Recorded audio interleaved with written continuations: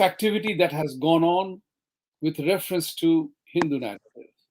We recently suffered, thwarted, and were successful in dismantling global Hindutva narrative that was being imposed with a successful launch of our own defeating Islamic narrative as well as fighting and establishing Hindu narrative. Today, I have great pleasure in welcoming two physicians, Dr. Bharat Barai and Dr. Sampat Shivangi.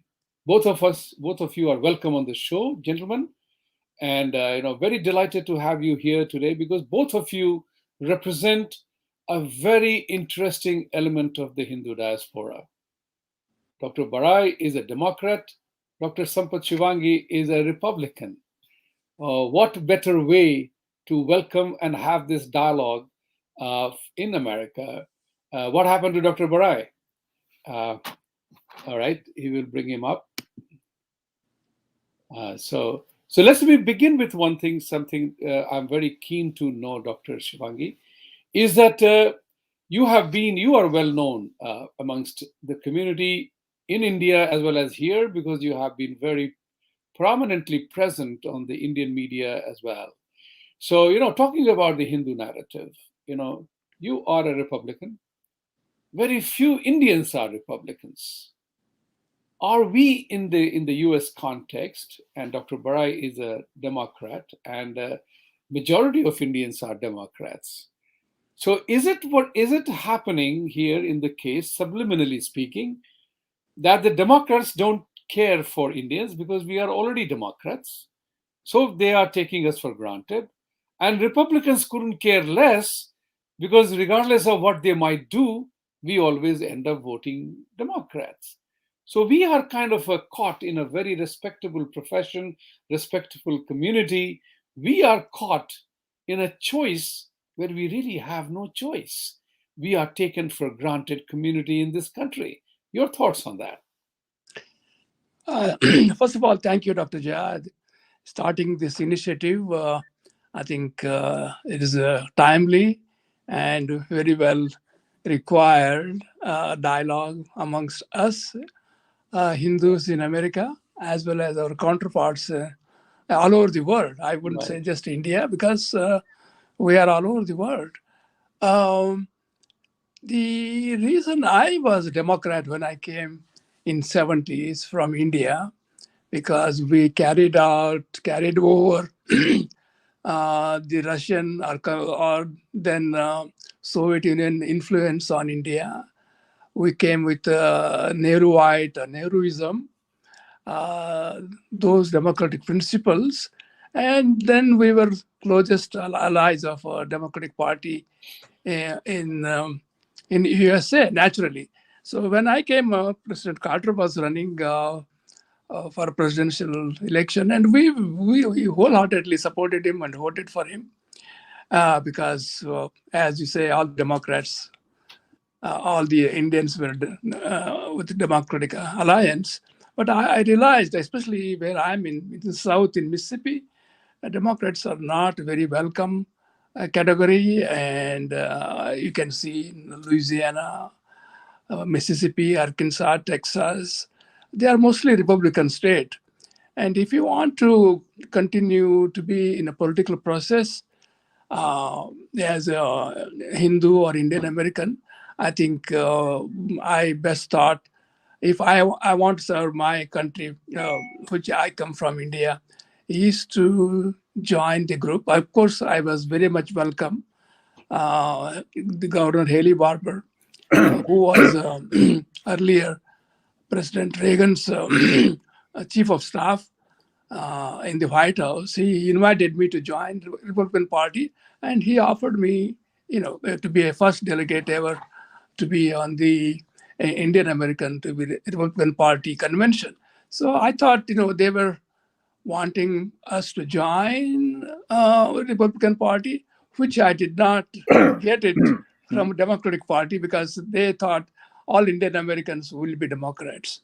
So we wanted to stay in the mainstream America. So that's the reason I think I chose to be Republican. and I am there for last 40 years, a Republican, and I was honored that I was delegate 5 times in a row Yeah. at the National Republican Party convention, and I held uh, positions in President George W. Bush administration, who was a Republican. Of course, Yes. President Trump appointed me in the Republican Party president into the national mental health. So, we have made contribution as a Of Republican course. to India, and I was instrumental in President Bush going to George W. Bush going to India, and I facilitated those efforts.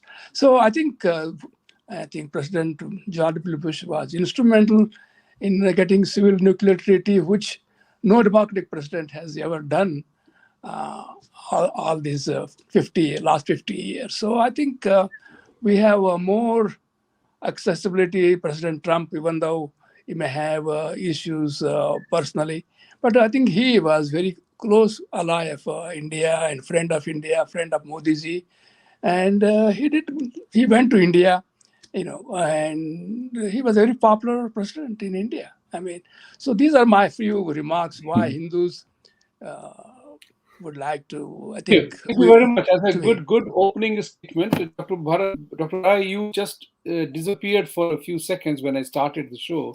And what I was saying is that I have the great pleasure in perhaps the greatest pleasure in welcoming two of you, both physicians, very prominent, very well known, one Democrat, other Republican. So my question to Dr. Shivangi was that is it possible that the Democratic Party is taking Indians for granted because usually 80 to 90% vote Democrats, and the Republicans are of the mindset don't give a damn because whatever we do, they always vote Democrat.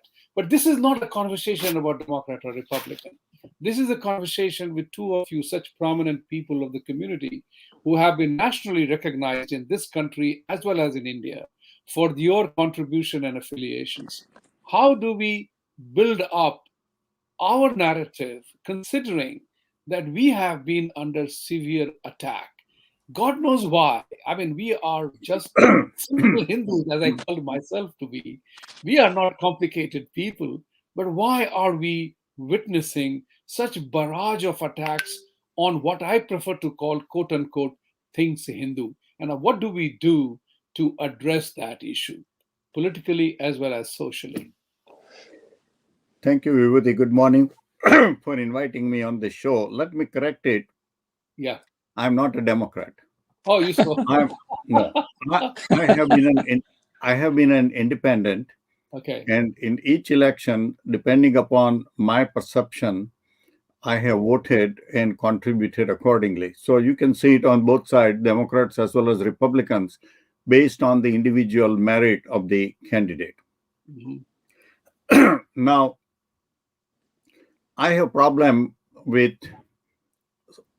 what you call the extremist in both the parties. Right now, the Democratic Party has been hijacked, blackmailed, held at ransom by the extreme left wing of the party, who wants everything to everybody to secure the votes. Doesn't matter how it destroys the economy. I mean, United States has provided the biggest economic engine of prosperity for its people as well as for the world. But these guys don't care about it. And you have seen what has happened in last 1 week, not trying to allow the passage of the infrastructure bills unless something is done. And Biden is, of course, trying to appease them and find a middle ground. In fact, I had the greatest arguments and spat with Pramila Jaipal, the head of so-called progressive, which I really think is regressive and extreme left wing of the Democratic Party. And she is also a very anti-India person. And I had personal experience 2 years ago. I'm not at liberty, but I had a lot of conversation with the officials of Indian government, as well as her and her chief of staff, and how they tried to manipulate a meeting with foreign minister or minister of external affairs, Dr. Jaishankar. So these people, even though they are of Indian origin, they have very little sympathy. She is aligned more with the extreme left wing as well as Islamic extremists, Rashida Tlaib, and other people in the party. Now, yes, as Hindus, we feel that sometimes we are under attack. It's really a combination of left wing fascist or communist and other side Islamic extremist. That we are seeing in India, that there's two extreme lobbies for their own selfish interest, don't care what happens to the country. Certainly they don't care what happens to the Hindus. One would not, they would never criticize what is happening in China. There is a total lack of freedom. There is activity, crushing, violence, jailing in China. They have no concern. When the Uyghur Muslims, more than 1 million of them, are jailed or put in concentration camps in China, no Islamic country has any problem with it. They don't even speak a word about it. But if 4 Muslims over a period of 7 years were allegedly lynched for whatever purpose, they raise big hue and cry. They even go to the various cities and try to condemn India because this happened to 4 people, while in city of Chicago, every weekend in summer, 4 to 5 people are killed. They never talk about that. But they talk about 4 people over a period of 7 years in a country of 1.4 billion, something happened to them. Unfortunately, crimes occurs anywhere. The very same reporter of Sun Time, Miss Hussain, who had been campaigning against India, writing against Hindus in Chicago Sun Times, and when we sent the rejoinder, won't even print. Finally, we took paid advertisement and gave the rejoinder to all the points. When I said, okay, let's now talk about the right of women in Afghanistan, silent. She does not even care to respond to my emails. So we are seeing this basically in Gujarati. I'll use this word, not everybody will understand. Bodi Bamni nu khetar. Everybody thinks Garib ki joru sabki bhabi. So all these people think that Hindus are Garib Admi. They are not united. They are not there. But Vibhuti, the Hindus are rising. We are reinventing ourselves. Yes, for 600 years, we were under the occupation and rule by the Mughal invaders. The same guys came from Afghanistan. These were the previous Taliban versions. What they are doing in Afghanistan now to their own people, they did it to millions of Hindus. There has been a big Holocaust. Where did even Afghanistan come into picture? Where did Pakistan come into picture? It was all conversion by force, by sword of Hindus. Then came the 200 years of British rule, where they were more interested in economically exploiting India and whatever little conversion they tried to do. Now, it's almost 74 years, and Hindus have become independent. Not everybody realizes that part, that for 800 years, we were under the subjugation and occupation of the terrorism of Islam and Britishers. And unfortunately, those who have come from India in this country, including some of the professors, their education in India was financed by the poor people of India. I studied in medical college in Baroda. You know what was my fee for a term? 246 rupees, which will come to about little over $3 per term. So $6 per year. Now, if I'm not grateful to the people of India who financed my medical education at such an extraordinary cheap rate, and then start talking about big philosophies. So yes, I have also served on the faculty of Indiana University Medical School for over 30 years. But some of these guys, and there are about 1,200 of them who have put their name, and we are going to publish their name for common people so they can shame these people. to try to please their masters. This is the Darbari philosophy or Darbari mentality. Even at time of Mughals and Britishers, some used to prepare Ji Hajur, sit in the Darbar. So these guys who are now in these so-called faculties, they are trying to be Ji Hajur to try to show, they are not pro-India, they are not this, they have to be anti-Hindu. They think that it's a badge of honor for them. But in my opinion, it's a badge of shame for them. Yes, if there are some problems in Hinduism, and there are problems in every religion in the world, we try to correct it and move forward. I mean, there are a lot more problems in Islam that we have in Hinduism. But if there are problems among Hinduism, yes, we'll address them. And actually, they are being addressed. They talk about almost Dalit, Dalit, Dalit.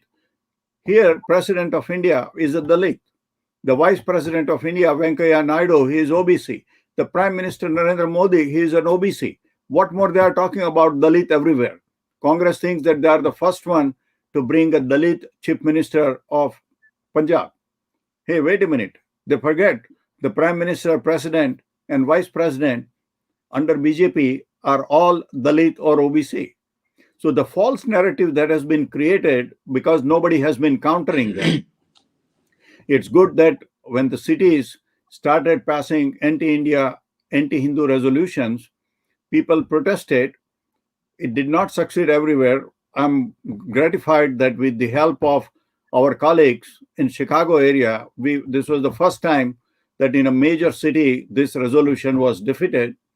We are not sure even 2 days ago that we had the votes, but when we were talking in our group, I said, hey guys, if we go down like Shivaji and Rana Pratap.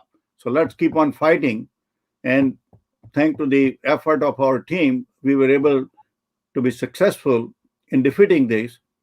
And the so-called Council for American Islamic Relationship, they are the biggest bigots. They are the ones who spearheaded it. Some of their emails came in our hand, which were private emails, and they are being financed by the Islamic extremists, and they are the one who are spewing the propaganda and poison against the Hindus. They are the one who are coordinating all these efforts, not just in Chicago. They are doing it all over USA. And most recent attempt they tried to do in Seattle against the Jews also, same council. But fortunately, we had a lot of coordination with our Jewish colleagues in Seattle. They talked to me several times. They wanted to find out how did we defeat it in Chicago. And I shared our experience, what things work, what did not work. And our Jewish friends were also helpful to us in Chicago. So I think what we'll have to do is, we realize that there are so many Darbari Hindus and you are not going to get help from them. Let's try to shame them, make it public that, okay, here is where your dad was a Darbari. On the other side, we write the letters to those university administration, pointing out the hollowness and the hypocrisy of the so-called professors. And third, we carry on our campaign as it is. Look, we will have to be volunteers for our own religion, for our own country of origin, and don't expect anything, no awards, nothing. The biggest award we get is if we are successful, we did it for our country, we did it for our religion. Thank you so much, Dr. Barai, for such a powerful, bold statement that you made. You mince no words. You called evil out, and I applaud you for that. And I've known you for a while. When Prime Minister Modi was there 2 years ago, just after 370, we were on TV together on TV, analyzing his speech. And so it is a pleasure to know you for as long as I do. And I'm delighted to have your bold statement about don't expect a reward, don't expect any return. The return is the survival and our own welfare. These are very powerful words. Dr. You had Can I just say, Vibhuti, yeah. I will end up by quoting Lord Krishna, Karmani va adhikaraste ma phaleshu kadachana. Correct. Absolutely correct. Absolutely correct. Because I was coming to that. Two of the issues both of you touched upon was part of my conversation. Because Sampatji, you mentioned about how the Indian community during George Bush's reign prepared so properly to ensure that this happened. Now, I did not meet you then, but I met Dr. Barai in Washington, D.C., when he narrated that how the Chicago Black Caucus was managed and approached and reached out to make this, to gather and garner their support.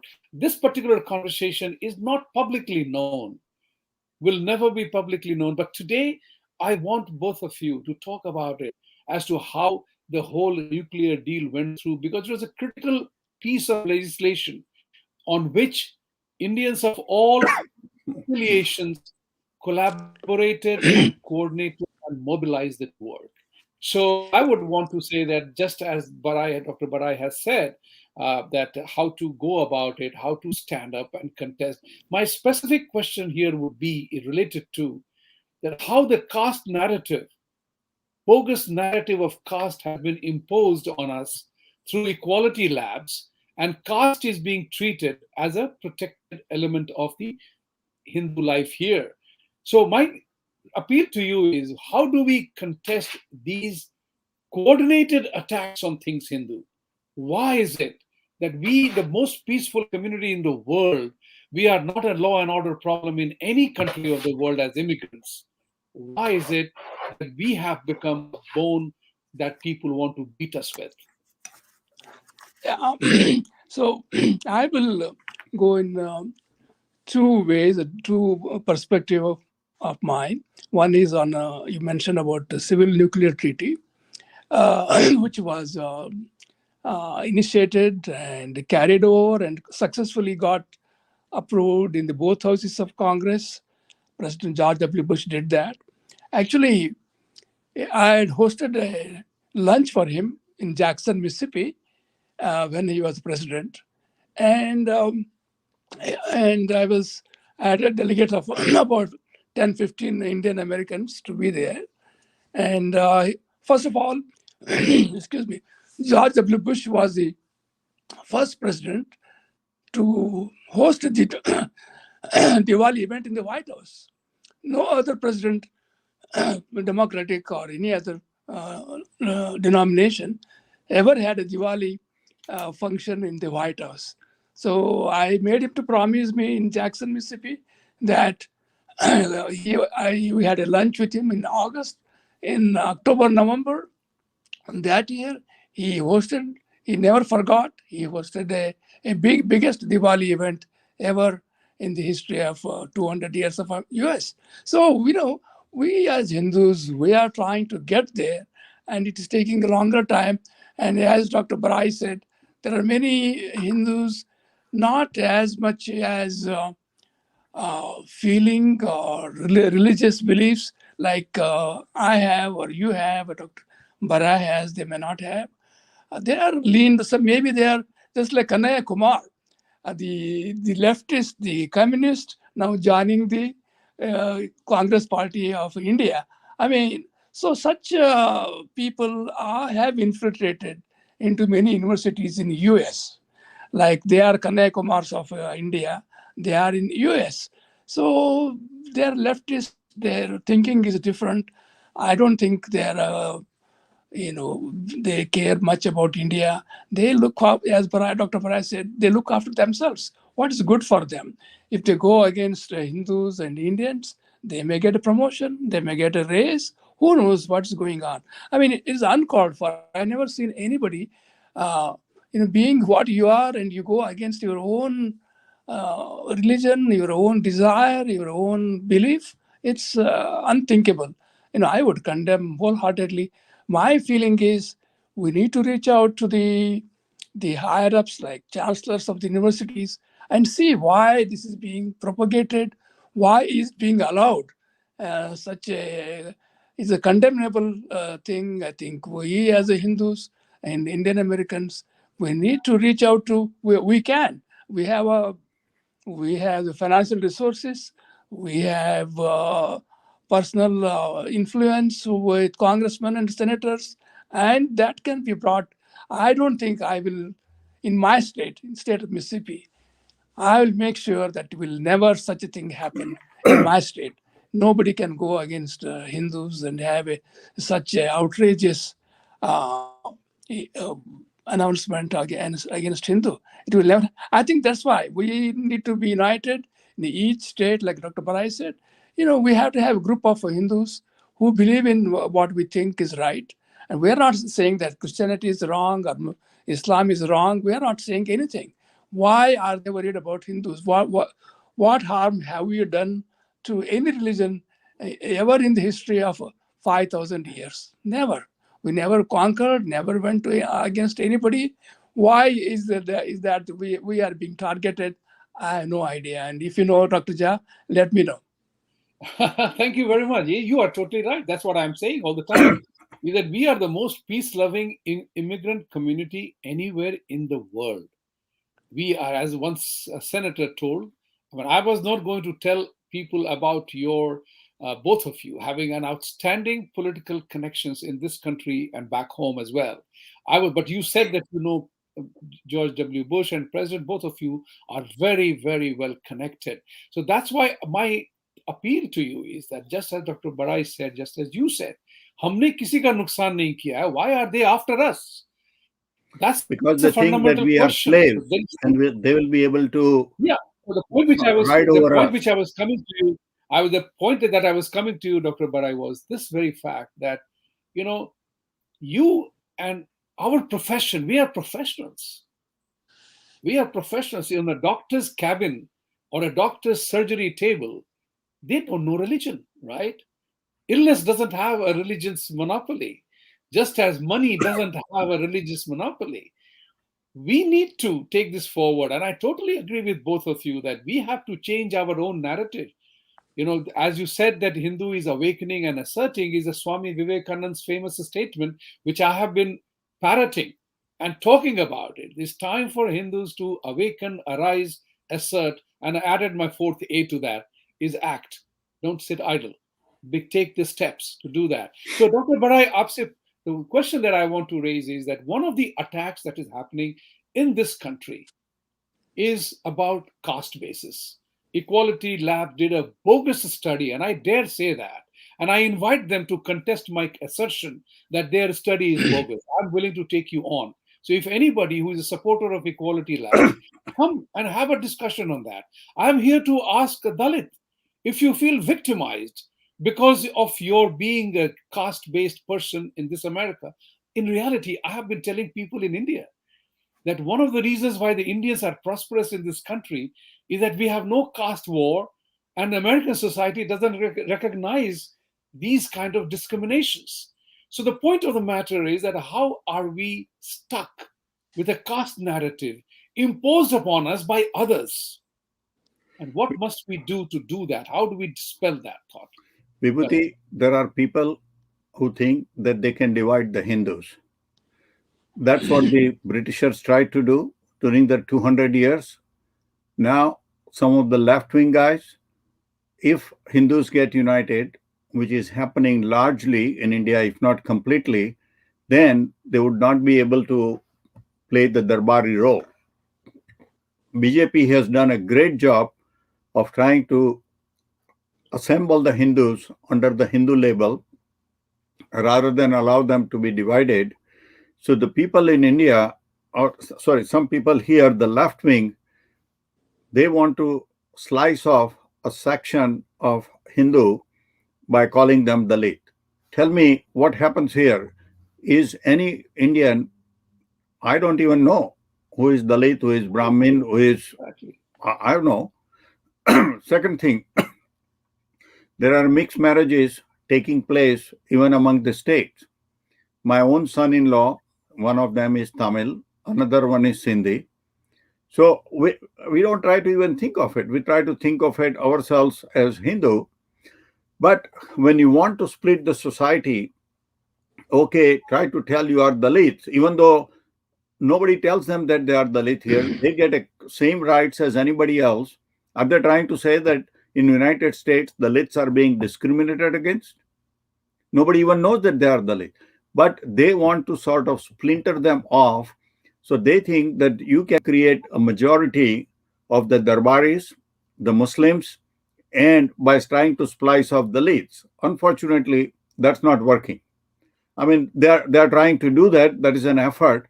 But even in India, you can see here the Dalits are enjoying the reservations both in parliament, they are holding high positions, and educationally, they get their admissions, they get their jobs, and they are also economically as prosperous. In fact, many people say that in India, probably the Brahmins are the ones who are kind of lower economic strata.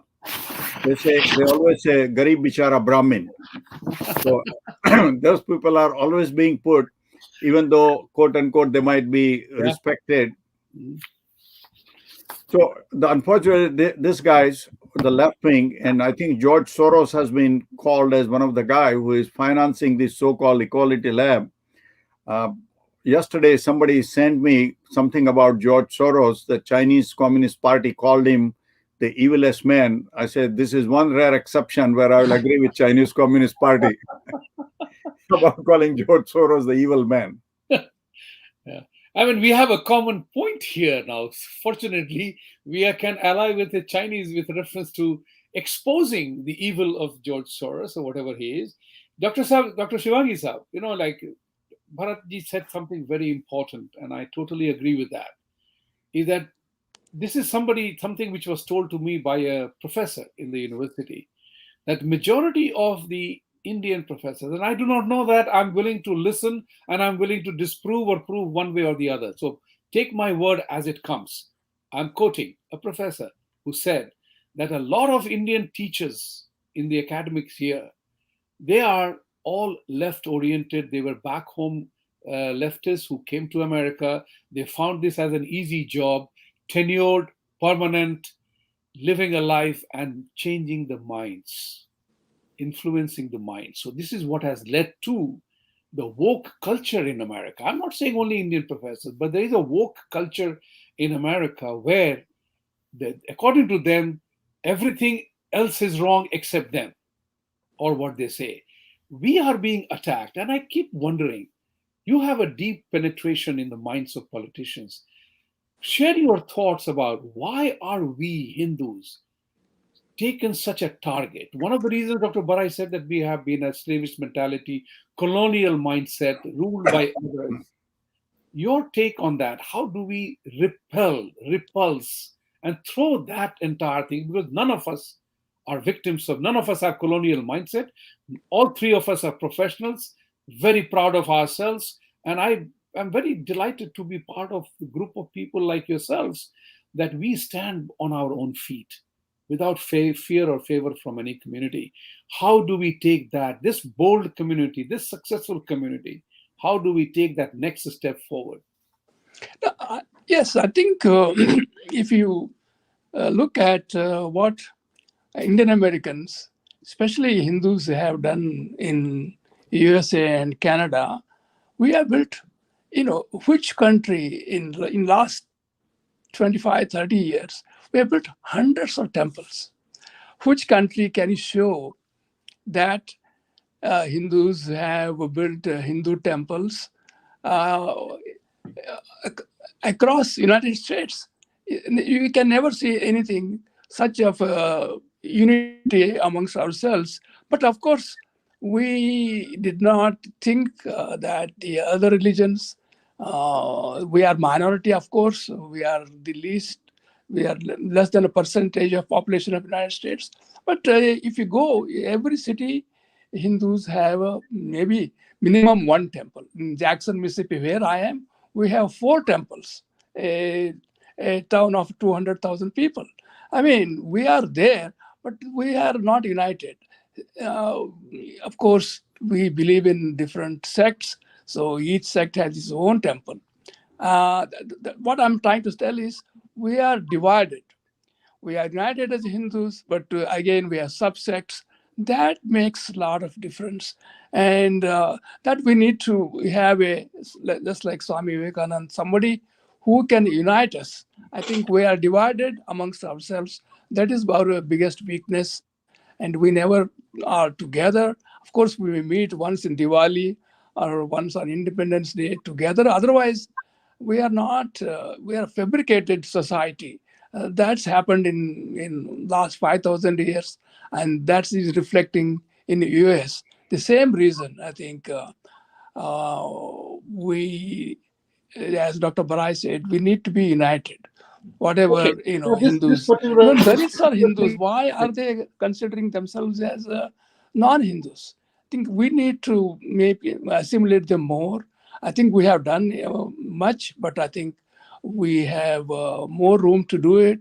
We need to assimilate them, be part of them, make them chairman of Hindu temples wherever they are. They may bring more people into the community, more propagation of Hinduism. And, as Dr. Barai said, we have 4 congressmen in the US of Indian origin. Mr. Rokhanna, Jaipal, of course, Raja Krishnamurti, and Ami Dr. Ami Bera. Pera.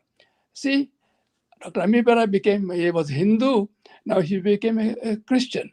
I think Jaipal, I think Christianity oriented, of course.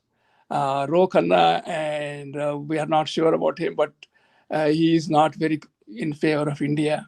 And Raja Krishnamurti is only a Hindu congressman in the US Congress, in spite of we are having 4 congressmen. I think that means there's something, I cannot describe why this is happening. And why do we sell ourselves for other religions? I have no idea. You are asking a question and also giving an answer. Dr. Ami Bera, the honorable congressman, I did not know that he had converted to Christianity. So Yes. if your statement is correct, that's really sad because he's already a professional as a doctor, whether he's a PhD or a MD. I don't care about that.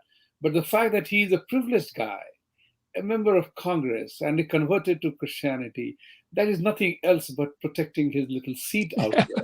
Yeah. Whatever it is. So this is a very important part. Both of you are very active community people, and the unity is the word. I can tell you one thing is that I have said so on my programs, and I believe in it. Unity is not something that is existing in our closet or a cupboard that we put on the jacket and we have unity.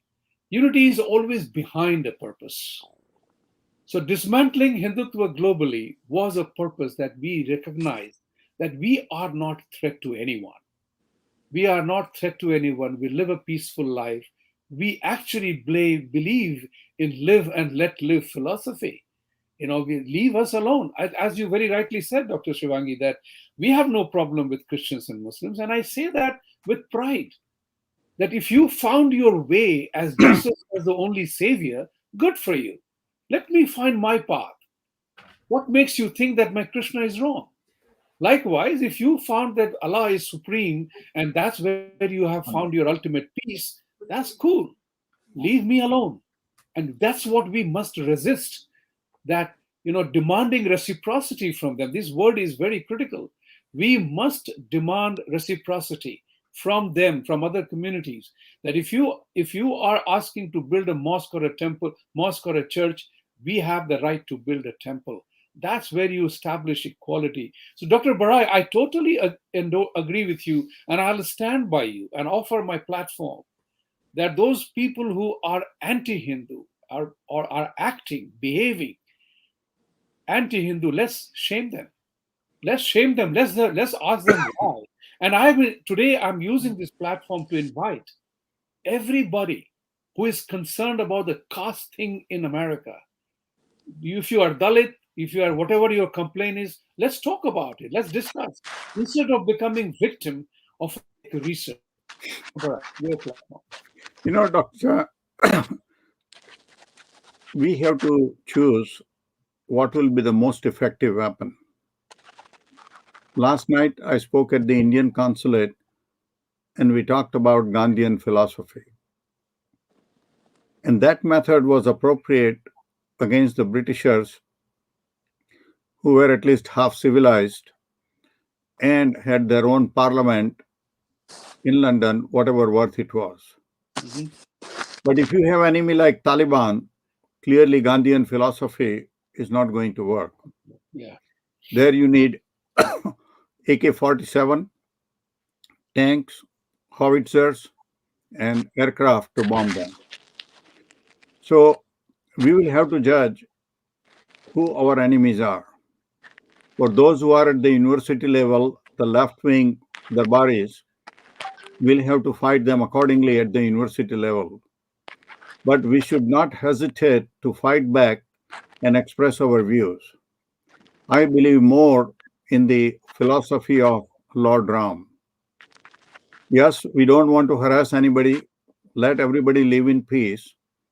But when you start poking us, when you start attacking us, we say that if Ram did not use his arrows, he would not have gotten his Sita back.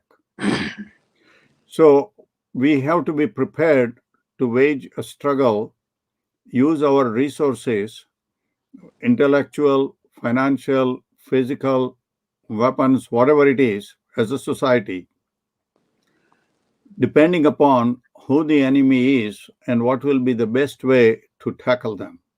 It may be simply intellectual, or it may be simply as a country, India has to use the best weapon. And we realize we have bad neighborhood. Pakistan and China both are not going to sit in peace for their own selfish purposes. And just as India is modernizing its armed forces so that these guys can be taught a lesson if they go in misadventure, as Sampat pointed out, we have never invaded others' territory, nor do we have intention of doing it. But if you do invade the territory, we want to make sure that next time you think 100 times before doing this misadventure. That's the kind of reply they should get. Brilliant.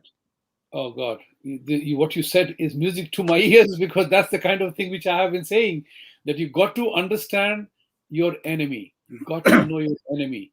Nature of the beast is critical to know. If we know they are, then you bear. As my famous example is that hiding behind a bush, if there is a bear, then you know that the climbing up the tree is not the safest way to save yourselves. At the same time, if it is a bunch of dogs, then you know what to do. The climbing on the tree becomes a choice to go up. So that's where it is important to understand what it critical. So Dr. Sampat, one of the key things that Dr. Barai has been saying is that we have to take it on. We have to take them on as you are. Both of you are highly politically connected. Why aren't the congressmen and senators listening to us? What must we do? As in, you have the access and the reach to the highest level of political circles. Both of you.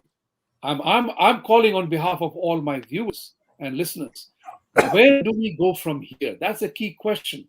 Knowing what we know now, we do not need to do Purva Paksha of our enemies. We know them, what they want to do to us, whether it's Trishke or whether anybody else, or Equality Labs or Pramila Jaipal or Ro Khanna. These people bother my conscience big time. And now that I know Ami Bera has turned Christian, I say, welcome to your faith. But why? I should ask this question to him. So the question is, how and where do we go from here? But one thing I'll tell you, it's not the division amongst us. The division amongst us exists because, in my opinion, there is no clear leadership that attracts people, just as Prime Minister Modi did, attracted people to his own aura of management styles. So right now, Mr. Modi is the unmitigated leader. I applaud him because he fits into the definition of leadership the way we do in our work, is that he defined the country, built the mood, and he gave a shape and size to his ambitions and plans, which everybody has accepted. Those who have not accepted, that's fine, but they will all join along because not everything happens at the same time. Your thoughts on that going forward from here? What are the two things which are uppermost in your mind, given the fact that it is not resources that are a problem in India or for Indians? It is the attitude which is. How do we address that? My my take on this is, of course, it is not a political issue. So I don't know how many congressmen and senators would bat for us at the No, various sir. No. levels. One thing. Just interruption. No. It is a political issue because there were a whole bunch of congressmen whose parties were responsible for issuing anti-India resolutions on acts passed in Indian Parliament. Indian talukas and Indian municipalities do not issue statements or resolutions on Black Lives Matter or racial abuse in America. What right does American local councilmen have to issue a Yeah. resolution? I'm told there were a lot of money was paid for that to do that. I think it's at of course, I agree that it's starting at the local, like municipal levels, council levels. If we are not careful, if we don't united, join together, it may go to the U.S. Congress and the U.S. Senate and to the White House. The division will continue to go up. I think, as Dr. Bharat said, that we need to nip this in the buds. The only way is we have to be united, and we have to have Hindu societies like anywhere else in India. And there is no harm in meeting the U.S. congressmen or senators because before it goes to that level, I think we need to be very careful, try to tell them who we are, how united we are, and how religiously we are. We have freedom of thought and thinking, and our beliefs are no different than any other religion except extreme religions, which I don't want to say here because we don't want to make any adversaries and enemies. We want to be together. I think as Hindus, I was telling that only way is if Dalits are upset with us, bring them in, like just like Prime Minister Modi did. He appointed Dalit as the president of India. Maybe we should bring some of the Dalits who are unhappy with us in the US, bring them in our temples, bring them in Indian societies, communities, and give them a higher stake in the administration and see what happens. If they come around and be with us, I think that is the best thing ever can happen to Hindus and all Hindus in the entire world. I think we're making a progress. I think somewhere, I don't know where we missed that opportunity. I think the best way is if I'm in one state, try to meet those people who have grievances against Hindus. What is their problem? How can we resolve? How can we get together and move on? I don't think we should let it go beyond today's stage. I think few of us who are in the community who we think we are leaders, I think we need to move forward. I think we need to take an extra step to please these people. I mean, there's no point in why not we have a dialogue with them rather than attacking them. Let's have a dialogue and Excellent suggestion, Dr. Shivangi. I take that cue from you and I repeat my offer. If any of the viewer knows some Dalit, I do not know anybody. Let me tell you that, frankly, truthfully speaking. I have never asked anybody's caste, nor will I ever ask anybody's caste. But if you know amongst yourselves that there are Dalit people who are unhappy for whatever reason, come on the show. Let's talk about it. I'm offering this platform to you. I'm likewise offering the platform to the youth, your children, your grandchildren, whoever is watching.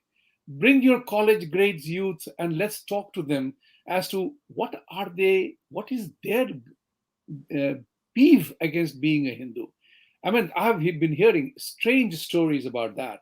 The youth have already been brainwashed in this country in the quasi-communist leftist ideology. Dr. Bharat, it has been wonderful to hear your bold prescription, if I may use the doctor's, prescription model. Taking forward, you have the last word for the day. Then we will take on some of the questions that have come from the audience. Is that defining one or two quick steps? So I have offered my platform, and I would say that shaming those who are anti-Hindu, like Ami Bera. I mean, I'm disappointed. Let me tell you that. I'm very disappointed to know that after being a congressman, he has become a Christian. Be that as it may, you have free to follow your religion. Tell I us. don't I don't know that part one way or the other. I knew that his wife was not Hindu, but Okay. whether he has converted, I don't know. I mean, I do talk to him, but I've never touched that That's topic. right. We don't ask, yes. No. There are two issues I want to bring up. One is the abuse of human rights. It started out as a good thing, and we all uphold the human rights. But now every terrorist has also hijacked the word human rights to protect themselves.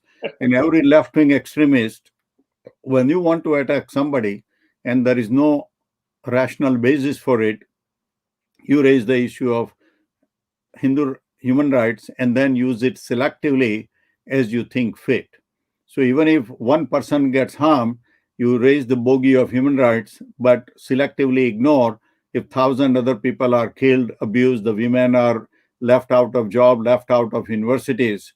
So human now I have become very skeptical of the word human rights. And the बोलता है ना असली नकली, who Yeah. is asli human right and who is nakli human rights. Right. Talking about how to go about with the politicians. Obviously, we all have learned our own ways, and Sampat has learned his ways, I have learned my ways.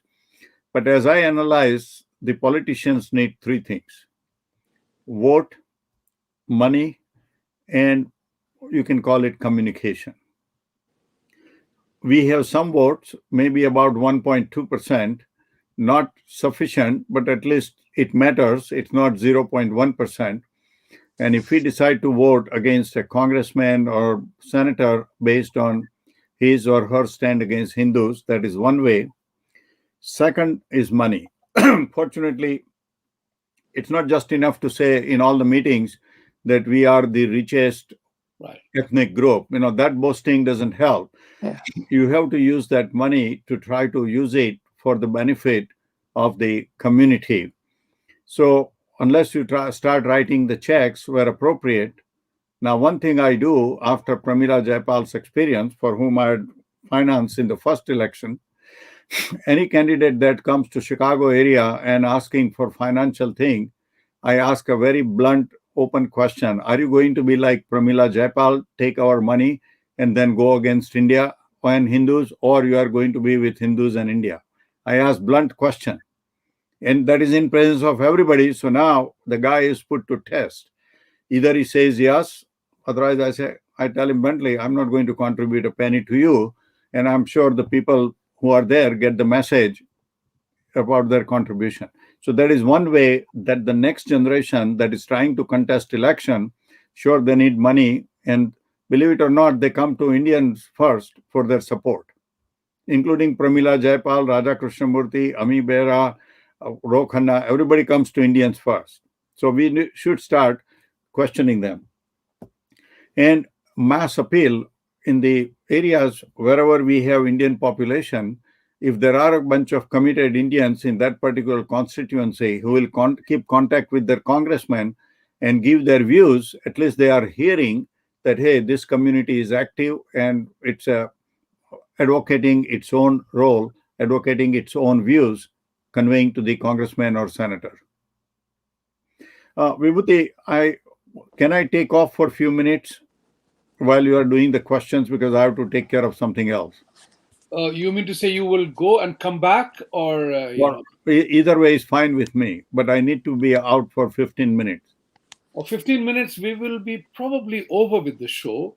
Okay, let me take the first question if there is, and then I can sign off. I'll come to you on that. Dr. Sampat and Dr. Bharat Barai, wonderful to have you here with such frank and honest conversation that we have had on this particular matter. There is one thing which I wanted to ask, because a lot of NRIs, Indians in India, who are watching this show, perhaps they have reservations about us NRIs. You want to do something, come to India and do it. You guys are considered something like, we left the country. But I don't believe in that thought process. But what I do believe is that I want you to share the story you shared with me and some of us in DC, Dr. Barai, when you talked about how you attended to the needs of the Black caucus and the Black legislators in Chicago towards pursuing the nuclear deal. That's a remarkable story that everybody needs to know, because everybody has a contribution to make on a platform where you can. And that's what we have to remember, that to use your clout wherever you are in whatever you can, whether it is removing swastik as a hate symbol or its nuclear deal. So, Dr. Barai, you, Well, I'll share with you three stories yeah, out of nuclear deal. One with the Black Caucus. Jesse Jackson Jr., he was our friend in Chicago area. And we used to go quite a bit out with him whenever he would have something for the black children.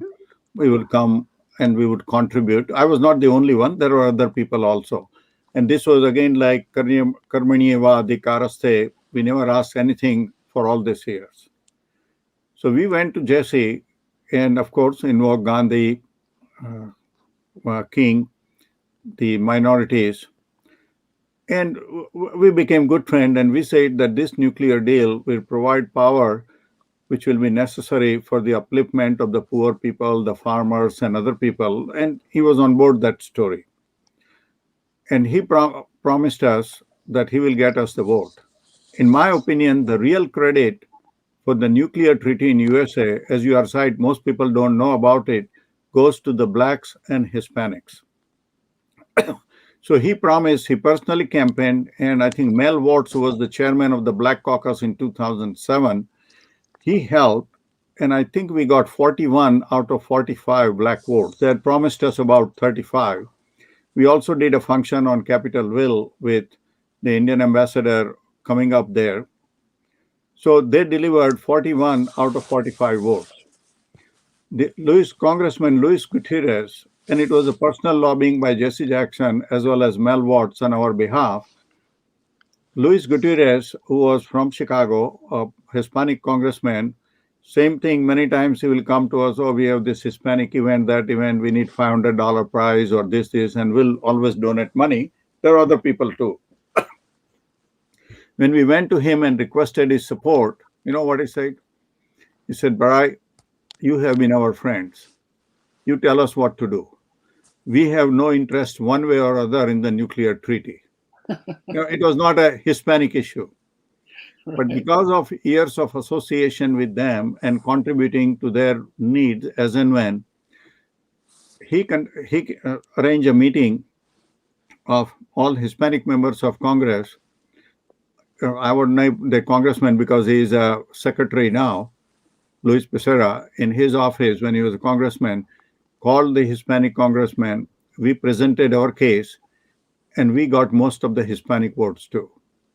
So during a conference call with Nancy Pelosi, and I was on that call for this nuclear treaty, when I told her that Congressman Jesse Jackson and Congressman Luis Gutierrez will co-sponsor this resolution, her words were, get lost. She did not believe it. How would Jesse Jackson and Luis Gutierrez co-sponsor a resolution that comes from George Bush? But it was not George Bush. We said, forget about George Bush. When George Bush came back, he had only 180 votes of the Congress, Republican.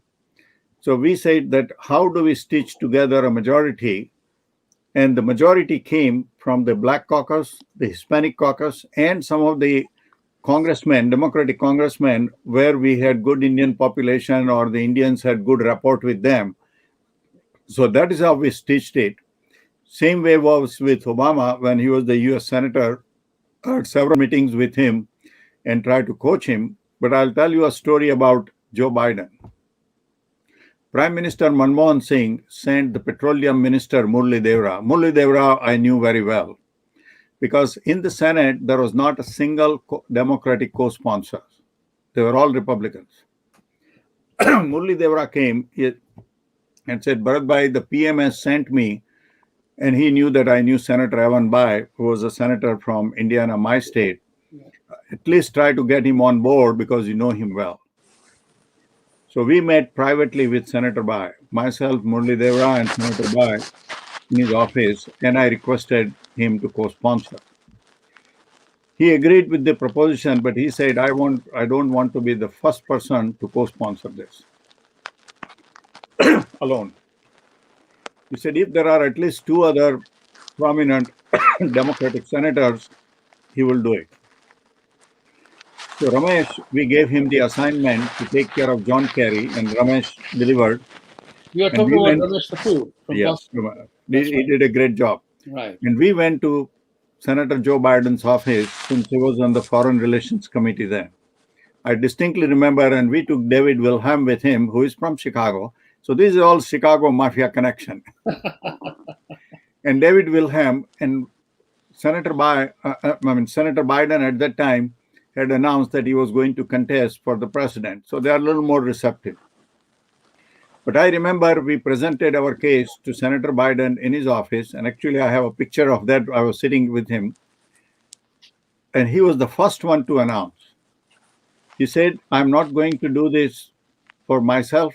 I'm going to do it for my children and grandchildren and for the relationship between the two countries. So Senator Biden was the first Democratic senator to openly commit to sponsoring the nuclear treaty. John Kerry and Senator Bai were the next two. This is the story. That's how we got the Democratic co-sponsor. That's so brilliant a story, and I'm delighted that you shared it, and I'm delighted that I remembered when you talked about this in Washington, D.C., in the hotel where we met. And it is so important for all of us to know. So here is a classic example. We were talking about unity.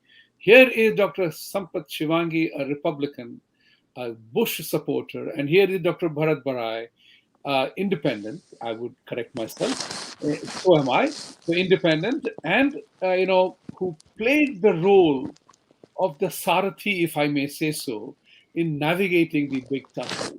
So here is the answer. How do we achieve unity? Unity of purpose is the key word here. So I would urge both of you, you know, I would urge both of you to take the leadership role, along with several people that I know in New York area, here in Long Island and other places. You know those people. If we create a coalition of leaders of diverse cause and make the prioritize those causes 1, 2, 3, 4, 5, and create nodal groups that each leadership group comes and commits to working on that level. So I am committing here now that if you know people in equality labs, I'm here to discuss the caste-based bogus narrative that they are building. If there are Dalits, come and talk to us. Tell us what is your actual grievance in America. I'm not here to talk about Indian grievances that you have. But here in the United States, if you have any grievance, let's talk about it. Why is that you are falling victim to the manipulations of those who want to divide and rule us? So, with these words, I will end this conversation today.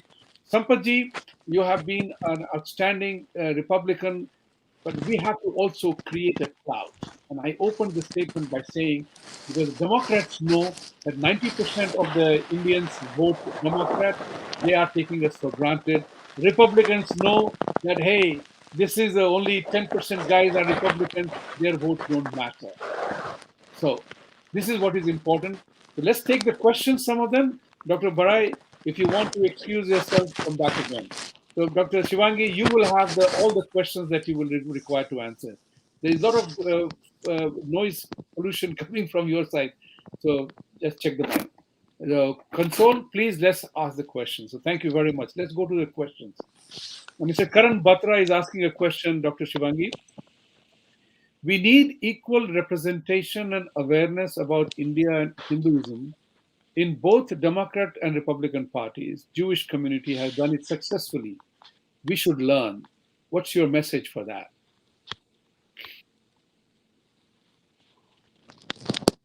Dr. Shivangi, you go.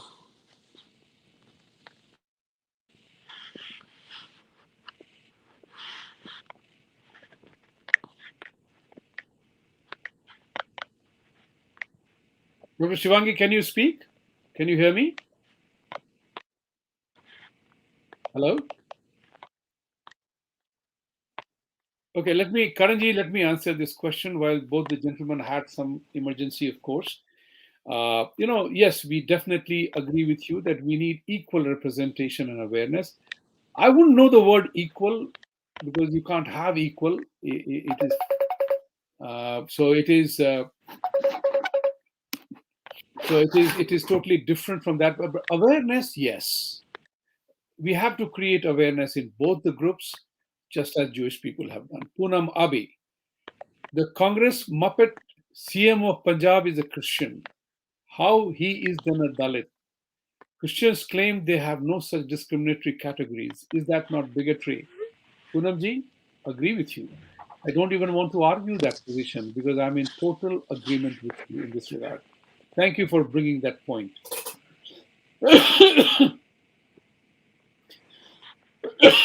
Karan Batra is saying inspirational story by Dr. Barai. I suppose you are referring to the nuclear thing. You want to add your part of the thing on the nuclear thing because George Bush was the president at that time, Dr. Shivangi, please. Oh, he disappeared again. The camera is playing hooky with him. Next question. Poonamabi, Poonamabi ji is, why is Dalit a jati and not a temporary situation as the word stands for? All who are using it are bigots and hypocrites and the wokes breaking up the family. You know what, Poonamji, you are right, because I was going to say that in this country particularly and globally, mind you, we must drive home the point of the Varna system because it's important. In the doctor's office, the disease doesn't know religion. Just as for a banker, as me, money has no religion. It's for a project or something that you lend to. As a bridge or the iPad or iPhone doesn't have a religion. So we have to begin to consciously talk about the occupation, the job that one does. Today, I'm a banker. I am also in television. I could be something else day after. The fact that there is a complete mobility in Hinduism, the old Varna system that we had, and still is there actually, is that the president of India is from Dalit community. What more example do we need, the world needs to know that there is a complete mobility for somebody to move from one particular occupation to another? None whatsoever. Thank you. Poonamji, next question is also yours. How is caste going to be confirmed? What evidence? हमारे पास कोई कागज नहीं है. Will USA to push us in two castes same way their forefathers and the Brits did? Exactly the point. That's why I have, taking the cue from your question, I have already invited Equality Labs to talk about their entire fiasco, the bogus narrative they're loading on us. And we need to contest that. We need to ask that. We need to demand to know that. That's why I'm repeating, perhaps for the third time, that if there are people who know Dalit members who are unhappy, annoyed with their treatment in this country on the basis because they have a specific caste nomenclature, let's talk about it. Unless until you talk about it, you can't resolve your problem. Thank you very much for asking this question, Poonamji. Next. Poonam Abhiji again. Where do we go from here? Do unto others before they do unto you, now that they have disclosed the intent. Money talks, no taxes without representation. You are right, Poonamji. Money talks, and we have to, I have, this gentleman said, that we have to begin demanding of our, wherever we give loan, or we give donation for campaigns. So the point which I am trying to make here is, when you campaign, make campaign contributions, that's the time you have to take a pledge. From them, what is your stand on Hindus? What is your stand on Hindu issues? Make a commitment that if anybody is doing anything against our interests, you will let us know so that we can contest that. Thank you. Praveen Khase, how do we connect to Dr. Shivangi or Dr. Barai to contribute? We will definitely let you know. So you get in touch with me. You have my whereabouts, Praveenji, and I will let you know exactly. Thank you very much. We would like to have that contribution because there are many battles to be fought. much appreciate your contribution as well as the offer to help. Thank you. Next question, please.